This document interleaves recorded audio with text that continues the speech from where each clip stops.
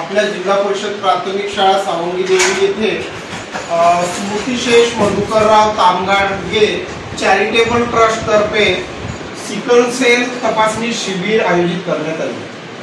आमच्या शाळेत 1 ते 5 वर्ग असून 125 विद्यार्थी आहे आणि सर्व विद्यार्थ्यांची सिकल सेल टेस्ट करण्यात आली आणि जे विद्यार्थी सिकल सेल आहे त्यांची ते यादी पण घेण्यात आली आहे।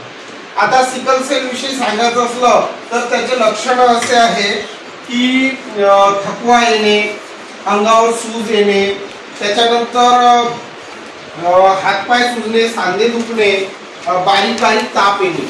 असं जर असेल तर आपण काय केलं पाहिजे, लगेच दवाखान्यात गेलो पाहिजे।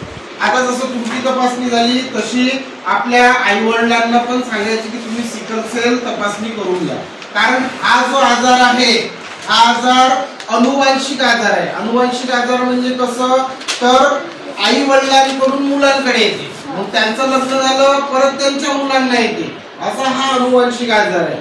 आणि लग्न करण्यापूर्वी सुद्धा सिकल सेल टेस्ट करावीच।